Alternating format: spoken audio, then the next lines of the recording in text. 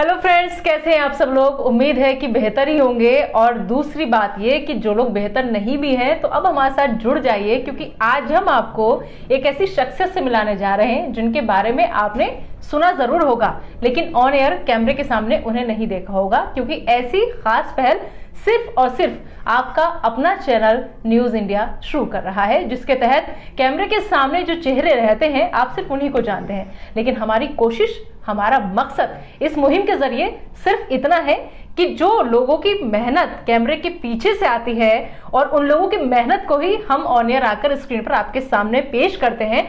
तो आखिर वो लोग कौन है मेहनती जो कैमरे के पीछे रहते हैं, लेकिन असल मेहनत उन लोगों की होती है। इसी कड़ी में आज हम लेकर के आए हैं अपने साथ। हमारे साथ आप देख रहे होंगे मेरे बराबर में बैठे हैं मेरे आउटपुट के साथी अरुण प्रकाश जी, जो कि जौनपुर सहमलपुर से आते हैं। लेकिन इनका संघर्ष बड़ा दिलचस्प है और यहाँ तक ये कैसे पहुंचे। एक गांव का लड़का, एक गांव का छोरा, जिसे अपने गांव से बेइंतहा प्यार, बेइंतहा मोहब्बत, यहाँ तक कि अगर भैंस पर भी बैठना हो तो वो नहीं झिझकता, अगर नदी पार करनी हो उसको उस पर बैठकर तब भी वो नहीं झिझकता। और सबसे बड़ी बात यह कि आज भी शहर में आ चुके हैं, यहाँ सब कुछ जमा चुके हैं, लेकिन अरुण जी का दिल अभी भी बसता है अपने ही गांव में। तो एक गांव का छोरा कैसे गांव की गलियों को छोड़कर शहर में आकर बसा, आज हम उनकी जर्नी पर फोकस करेंगे। तो बहुत बहुत स्वागत है आपका अरुण जी। और सबसे पहले मैं आपसे जानना चाहूंगी कि एक गांव का लड़का जिसे आज भी अपने गांव से बेइंतहा प्यार है, जो आज भी ये चाहता है कि जरा सा भी वक्त मिले तो मैं गांव में जाऊं, खेतों में जाऊं, वहां जाकर किसानी करूं, आज जब इस शहर की चकाचौंध देखता है तो कैसा महसूस करता है? अगर मैं अपनी बात करूं तो मुझे तो नॉर्मल ही लगता है, क्योंकि मेरा लगाव हमेशा गांव से रहा है और मेरे लिए कोई गांव भी नया नहीं है। और तो शहर भी, चूँकि पिछले 15 सालों से शहर में हूं, तो शहर भी मेरे लिए नया नहीं है। लेकिन जब भी गांव की बात आती है तो एक इमोशनल टच वहाँ से हो जाता है, क्योंकि लगभग एक लंबा समय मैंने गांव में बिताया है। लगभग करीब ग्रेजुएशन तक की पढ़ाई मैंने गांव से ही की है, तो एक लंबा सफ़र रहा है गांव में। हर पल गांव को जीता हूं, शहर में भी रहता हूं, तो शायद आधा दिल मेरा गांव में ही रहता है। तो चलिए शुरुआत गांव के साथ ही करते हैं कि कैसे आपने वहां पर संघर्ष किया, कैसे आप यहां तक पहुंचे। सबसे पहले अपने शुरुआती सफर के दिनों के बारे में बताइए। अगर हम पर्सनल गांव की बात करें, गांव में कैसे रहते थे हम लोग, गांव में क्या स्थितियाँ थी, तो आज से 15-20 साल पहले की तो एक गांव अलग ही हुआ करता था जी। शायद अब आज जो गांव हमारा है वो आज हम जाएंगे तो मुझे भी वो गांव नहीं मिलेगा, क्योंकि गांव की जो वो माहौल था गांव का वो आज बहुत बदल चुका है। शहरीकरण गांव की तरफ भी बढ़ चुका है और लोग शहर के लोग गांव भागना चाह रहे हैं, लेकिन गांव के लोग शहर को अपनाना चाह रहे हैं। तो ये बड़ी एक दुविधा रहती है। हम लोगों के सामने दुविधा है, हम लोग भी आज चाहते हैं कि नहीं बहुत हो गया शहर, अब लौट चलो गांव की ओर, लेकिन ऐसी मुश्किलें हैं अभी कि नहीं जा सकते। तमाम चीज़ें हैं, तमाम व्यवस्थाएं अभी भी गांव में नहीं हैं, तो समस्या है वो। लेकिन मैं हमेशा कोशिश करता हूं कि जब भी मौका मिले गांव जाऊं अपने, और जाता भी रहता हूं, ऐसा भी नहीं कि नहीं जाता हूं। अब प्रोफेशन को लेकर के मीडिया की मजबूरी आप अच्छी तरह समझती हैं कि छुट्टियां नहीं मिलती हैं, तो एक अलग समस्या है। फिर भी उस समस्या के बीच में भी हम समाधान कोशिश करते हैं कि समाधान निकले, हम गांव जाएं, परिवार के साथ गांव जाएं, गांव में रहें। और आप यकीन नहीं मानेंगे, मैं तो बल्कि जब लॉकडाउन हुआ करता था तो हम लोग तो नहीं जा सकते थे, हम लोगों के हराना मजबूरी था, लेकिन परिवार को मैं गांव भेजा। और करीब पहला लॉकडाउन जो था पूरा 8 महीने तक पूरा परिवार मेरा गांव में रहा। आप यहाँ के लिए? मैं यहाँ के लिए रहा। इसलिए भी था कि एक तो भाई जो डर था वो तो था ही, बिल्कुल वो वक्त ही ऐसा था, वो तो हर किसी की में था, वक्त ही ऐसा था कि लेकिन अपनों को दूर कर। लेकिन मुझे इस बात को था कि इसी बहाने जो है कम से कम बच्चा मेरा परिवार गांव में तो रहेगा, इसी बहाने बच्चा वो चीज़ सीखेगा जो हम यहाँ किताबों में सीखते हैं कि नहीं ये क्या है, ये क्या है, किस चीज़ की फसल है, ये किसी फसल है। यहाँ बच्चा क्या करेगा भाई, वो बुक में देखता है, लेकिन गाँव में जाएगा उसको तो एहसास होगा ना कि ये गेहूं है, ये आलू है, असली जीवन क्या है, या उस जीवन को जीने के लिए क्या संघर्ष करना पड़ता है। इसके लिए गांव की गलियों में रहना और गांव में जाकर वहां के लोगों को समझना बहुत जरूरी होता है। अब मुझे आप ये बताइए कि वहां से जब आपके जहन में कब पहली बार ये चीज जन्मी, दिलो दिमाग में कब ये बात पहली बार आई कि मुझे पत्रकार बनना है, और खास तौर पर इसी प्रोफेशन को क्यों चुना, कैसे? ये तो आपकी मुस्कान बता रही है कि इसके पीछे कोई गहरा राज छिपा हुआ है। ये कहानी भी बहुत ही दिलचस्प है, जरूर जानना चाहेंगे हमारे सारे दर्शक, क्योंकि आपकी मुस्कान बहुत। ग्रेजुएशन तक की पढ़ाई मैंने गांव से की, लेकिन ग्रेजुएशन में मेरा सपना था कि मैं इलाहाबाद जाऊं, क्योंकि इलाहाबाद हम लोगों के लिए, दिल्ली तो बहुत दूर थी गांव से, लेकिन इलाहाबाद भी दूर था लेकिन फिर भी पास था दिल्ली से। तो ये था कि नहीं इलाहाबाद जाना है।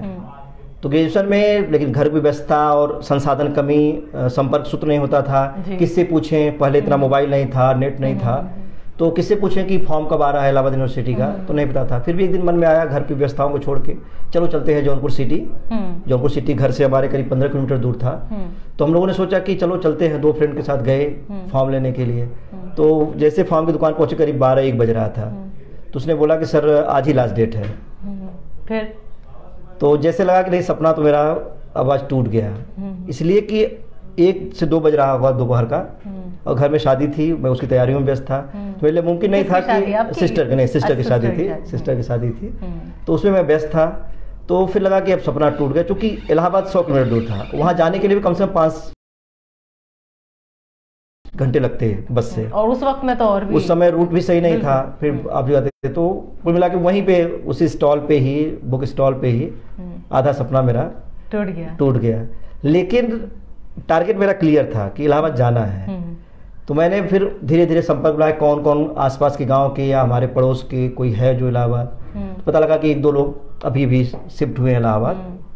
तो मैंने उनसे फिर लगातार कहा कि भैया जब भी फॉर्म आए तो मुझे बताइएगा। मतलब 3 साल पहले मैं पोस्ट ग्रेजुएशन के लिए उनसे संपर्क किया, और हर साल उनसे याद दिलाता था कि जब भी जून का महीना आता था, मई का महीना आता था, तो उनसे मैं हमेशा ये कहता था कि भैया फॉर्म आए तो मुझे बता दीजिएगा प्लीज। तो कहते थे तो कि ऐसा तो नहीं कि 3 साल थकने के बाद फिर सोचा कि नहीं इस तरफ मुड़े, ये पत्रकार नहीं, ऐसा कुछ नहीं हुआ। 3 साल जब हुआ ग्रेजुएशन, मैंने 2001 में ग्रेजुएशन कंप्लीट की। सब्जेक्ट वो भी था, इतिहास सब्जेक्ट था और एक संस्कृत सब्जेक्ट था। तो फिर हमने वहाँ फॉर्म भरा, इलाहाबाद यूनिवर्सिटी का फॉर्म भरा, संयोग से दाखिला भी मिल गया। तो संस्कृत से मैंने MA किया। संस्कृत से MA? ये तो बहुत शॉकिंग है। मतलब मैं जिससे बात कर रही हूँ एक न्यूज चैनल में और आउटपुट के अपने साथी से, और वो कह रहा है कि संस्कृत कहाँ और कहाँ मास कम्युनिकेशन। ये मतलब ये तो वाला हो गया कि बोल रहा था बोल संगम होगा कि नहीं, लेकिन होगा। हमने आपको बताया था ना कि इसकी ये कहानी दिलचस्प है, तो उसकी कहानी अब आपको बता रहा हूँ। बिल्कुल हम शौक। तो 2 साल मैंने पोस्ट ग्रेजुएशन किया। मेरा टारगेट था कि जर्नलिज्म का मैं जे भी नहीं जानता था। अच्छा। मीडिया का MB नहीं जानता था। पेपर अखबार पढ़ता था, संपादकीय पढ़ता था, इलाहाबाद आता था, संपादकीय पढ़ते पढ़ते सो जाता था। दोपहर में जब नींद नहीं आती थी अगर, तो संपादकीय पढ़ने लगता था, नींद आ जाती थी, बड़ी अच्छी नींद आती थी, इसलिए संपादकीय पढ़ा करता था। तो लेकिन कुछ जर्नलिस्ट थे, सीनियर जर्नलिस्ट थे, एक रोमलेश जी हुआ करते हैं, उनका तो वो पढ़ा करता था लेख, और कुलदीप नैयर वगैरह पढ़ा करते थे, तो अच्छा भी लगता था उनको। लेकिन ख्याल नहीं आया कि जर्नलिस्ट बनना है, कभी भी नहीं। लेकिन ये था कि मुझे टीचर बनना है, वो भी कम से कम डिग्री कॉलेज में टीचर बनना है, ये टारगेट क्लियर था मेरा। फिर पोस्ट ग्रेजुएशन किया, फिर नेट वगैरह एग्जाम देने लगा। अपेयरिंग में ही जब नेट का एग्जाम दिया तो उस साल नहीं हुआ। अच्छा। नेक्स्ट ईयर के लिए फिर मैं तैयारी करने लगा अपने फ्रेंड्स के साथ। उसी साल UGC ने कह दिया कि नहीं, जो भी ग्रेजुएशन लैंग्वेज के हैं, लिटरेचर से हैं लोग, उसका एग्जाम उसी में होगा। अमूमन सबका हिंदी का हिंदी में होता था, इंग्लिश का इंग्लिश में होता था, लेकिन संस्कृत एक ऐसा सब्जेक्ट था जिसका एग्जाम हिंदी में होता था। हम लोग हिंदी मीडियम से ही पढ़े थे, संस्कृत पढ़े थे लेकिन हिंदी मीडियम से। ठीक, संस्कृत समझते थे लेकिन बोलना वो फ्लुएंस जो हिंदी में बात करते हैं या भोजपुरी में बात करते हैं, वो सब चीजें नहीं हुआ करती थी। तो लगा कि अब तो सपना ये टूट रहा है। फिर जैसे 3 साल पहले सपना टूटा था इलाहाबाद जाने का, ठीक वैसे ही लगा। तो कुछ रास्ता नहीं दिख रहा था, समझ नहीं आ रहा था क्या करूं। फिर लगता था कि नहीं, अब हताश होके मुझे या तो इंटर कॉलेज के लिए तैयारी करनी पड़ेगी, B.Ed करना पड़ेगा, ये तमाम चीजें दिमाग में आ रहा था। तो एक टीचर का सपना एक पत्रकार में कैसे बदला? तो उस दौरान हमारे एक रिलेटिव भी थे, हमारे मित्र थे, साथ में वहाँ पे रहते भी थे हम लोग। आजकल वो BSF में कमांडेंट है। अच्छा। तो उनके कुछ मित्र जो है, उसी साल इलाहाबाद यूनिवर्सिटी में एक PJBC का कोर्स खुला हुआ था, photo journalism and visual communication के नाम से। उस कोर्स को हुए 1 साल हुआ था संस्थान को। तो उन्होंने मुझे सलाह दी कि यार तुम बहुत सवाल करते हो मुझसे, तुम पत्रकारिता कोर्स क्यों नहीं कर लेते? हम कहा यार कहाँ मुझे फंसा रहे पत्रकारिता। आपकी सवाल करने की आदत से पत्रकारिता में ले आई आपको। तो सवाल करना बहुत जरूरी है हमारे पेशे में। तो मैंने उनसे कहा कि यार मुझे कहाँ फंसा रहे हैं आप, कहाँ पत्रकारिता में सोचा भी नहीं हूँ, कहाँ उधर फंसा रहे हैं, पता नहीं। फिर से कोर्स करो, एक कोर्स करो, फिर संघर्ष करो। अब पोस्ट ग्रेजुएशन हो गया है, नौकरी करना पड़ेगा, परिवार घर की जिम्मेदारियां भी हैं। तो उन्होंने बोले नहीं, तुम करो, बहुत अच्छा है। तो हमने कहा ठीक है, कर लेते हैं। शुक्रिया बोलते हैं हम आप सब लोग के, शुक्रगुजार हैं जिन्होंने उस वक्त समझाया। अगर आप लोग नहीं समझाते तो आज हमें इतना अच्छा साथी नहीं मिलता। तो थैंक यू सो मच आप लोगों का कि आपने उस वक्त समझाया। जी अब आगे बताइए। वो जो है कहीं हमने एग्जाम दिया वहाँ पे, जबकि कोई मतलब नहीं था, लेकिन पढ़ते थे, इलाहाबाद थे तो इलाहाबाद का कल्चर था, फ्रेंड्स का पढ़ना लिखना, समसामयिक से रूबरू होना। तो टेस्ट दिए, टेस्ट में पास हो गए तो दाखिला मिल गया। तो लेकिन समस्या ये थी मेरे सामने कि इंग्लिश कमज़ोर थी मेरी, जो चीज़ वीक था वो मैं छोड़ता गया साथ में। ये कभी मजबूरी मेरे साथ थी, या फिर कह लीजिए मेरी कमजोरी भी थी कि मैं उसको नहीं कमजोरी दरअसल आपकी नहीं, ये हमारे समाज की एक सोच हो गई है। जबकि हम अपने अगर हिंदुस्तान की हम बात करें तो हमारी हिंदी भाषा से अच्छी कोई भाषा हो ही नहीं सकती, लेकिन अब पता नहीं क्यों हम लोग इंग्लिश के पीछे इतना भागते हैं कि अपनी भाषा को पीछे छोड़ देते हैं, भूल जाते हैं कि हिंदी हमारे अपने आगे भी काम आएगी, सब जगह काम आएगी। बच्चों को भी, छोटे छोटे बच्चों को हम इंग्लिश पे जितना फोकस करते हैं, बच्चों को भी हम हिंदी से परहेज कराते हैं। वो आपकी गलती नहीं थी, नहीं ये होता है। तो आप यकीन नहीं मानेंगी कि मैं पोस्ट ग्रेजुएशन कर चुका था, लेकिन कंप्यूटर नहीं टच किया था। कंप्यूटर क्या होता है?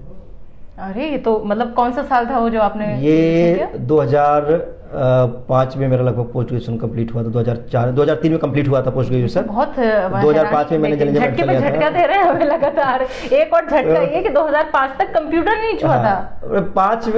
3 की बात, 2003 में मैंने पोस्ट ग्रेजुएशन कंप्लीट किया, तब तक नहीं जानता था। तो उसी दौरान मेरे कंप्यूटर नहीं, तो मेरे एक रिलेटिव थे, इलाहाबाद में रहते थे, तो इंजीनियरिंग किए हुए थे, तो उनके यहाँ कभी कभी जाना होता था, तो उनका कंप्यूटर था। अच्छा। तो उसको देख लेते थे कभी कभी, तो फिर टच लेकर लेते, फिर जा करके वो क्लास में रहते थे तो बुआ रहती थी, तो बुआ बोलती थी कि क्या कर रहे हो? हम बुआ कुछ नहीं थे, कंप्यूटर देख रहे हैं। तो उसको ये था कि कंप्यूटर, मतलब ये 2004 की बात है। तो मैं अपना धीरे धीरे उसमें ड्राइंग करता था, ड्राइंग निकाल के, जो भाई कुछ पता था नहीं क्या करना है, तो जो मजा आता था, जैसे आज के बच्चे नर्सरी और उसके बच्चे करते हैं ना ड्राइंग, तो उस तरह मैं अपना बच्चों की तरह सीखता था अपना। आजकल के बच्चे तो बस, लेकिन ये कहानी बस उतने तक सीमित रही। फिर जब मैंने एडमिशन लिया पोस्ट ग्रेजुएशन उसमें डिप्लोमा में, जर्नलिज्म डिप्लोमा में एडमिशन हुआ 2005 में, तो 2004-05 बैच में मैंने किया था वो। अच्छा। तो लिया, तो फिर वहाँ एक समस्या आई।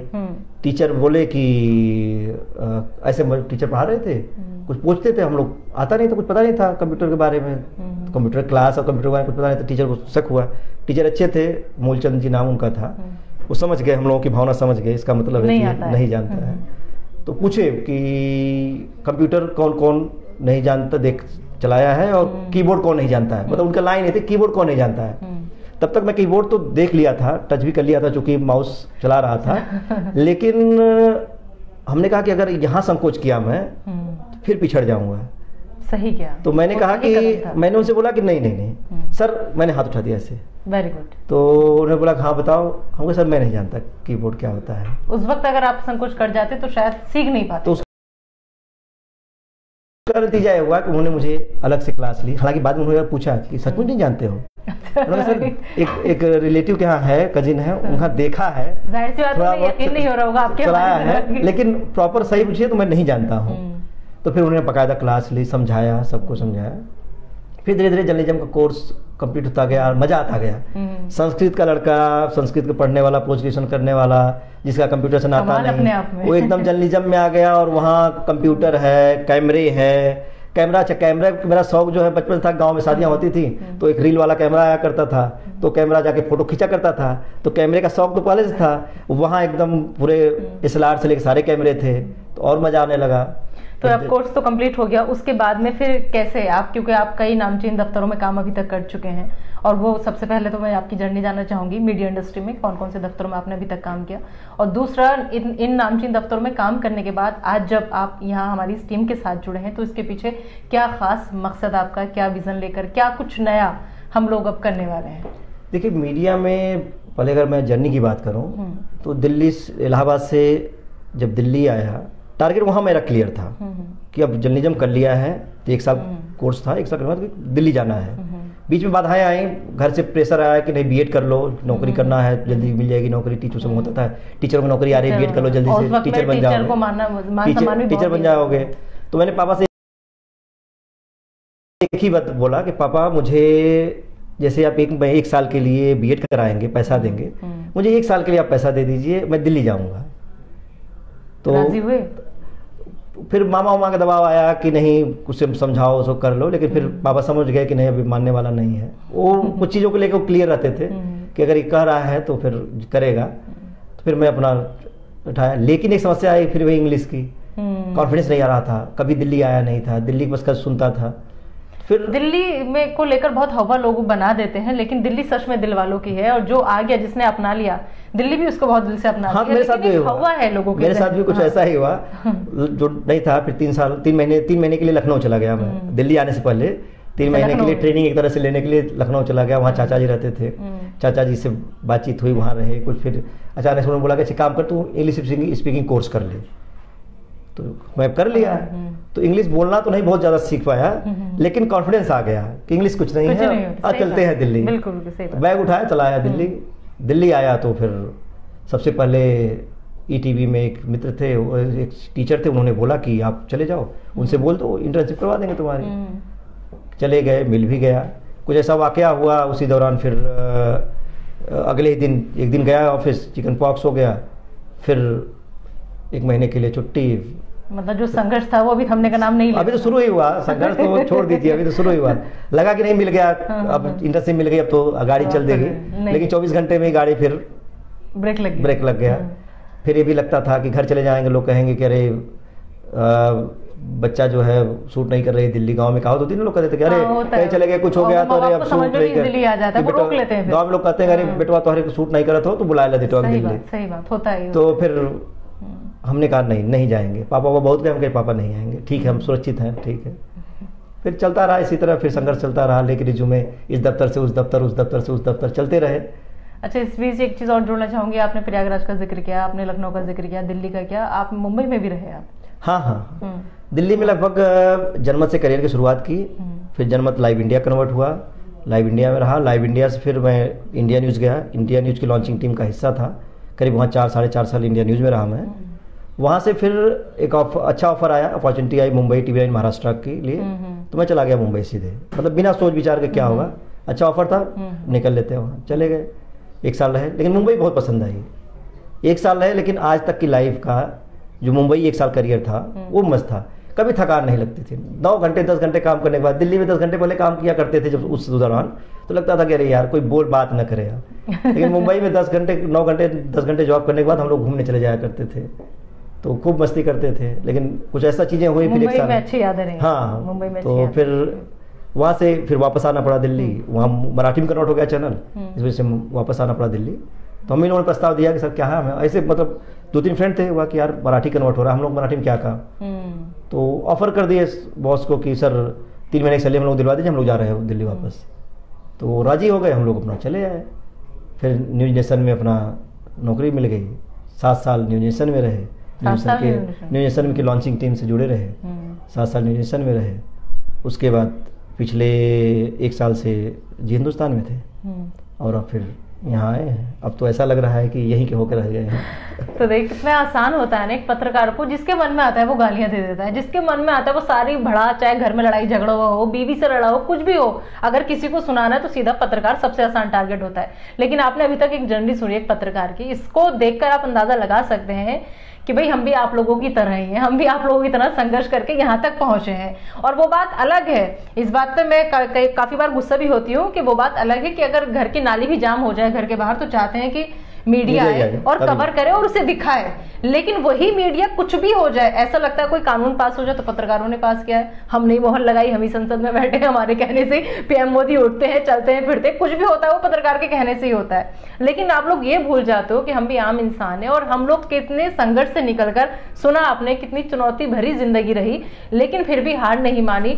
खुद सोचिए उस वक्त में अपना रेज्यूम लेकर अलग अलग चैनल्स में जाना, हर किसी के दरवाजे पर रेज्यूम देकर आना, इस आस में कि शायद कॉल आ जाए और जॉब लग जाए, कितना मुश्किल होता है। तब जाकर के आज यहाँ हमारे बीच मौजूद है, लेकिन सब लोग बड़ी आसानी से टारगेट कर देते हैं। ऐसे में आपको भी कई बार शिकार होना पड़ा लोगों की बातों का? अक्सर होता है, जो सबके साथ होता है, एक पत्रकार के रूप में हम लोगों को भी झेलना पड़ता है। लेकिन अगर टीम आपके पास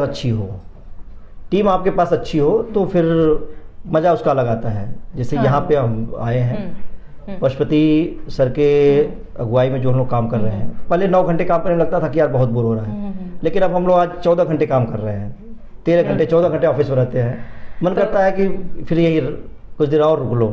तो यही जज्बा, यही जोश, यही जुनून सिर्फ अरुण जी में नहीं, सिर्फ मेरे में नहीं, बल्कि हमारी पूरी टीम में, क्योंकि हम न्यूज इंडिया के लोग आपके लिए हमेशा ऐसी पूरी मेहनत के साथ आते रहेंगे। फिलहाल अभी के लिए फेसबुक लाइव में इतना ही। अगर आपको हमारी ये वीडियो पसंद आएगी तो इसे शेयर करना ना भूलें और हमें सब्सक्राइब करना भी ना भूलें। इस वीडियो को ज्यादा से ज्यादा शेयर कीजिए। हम न्यूज इंडिया के लोग हमेशा आपके लिए तत्पर।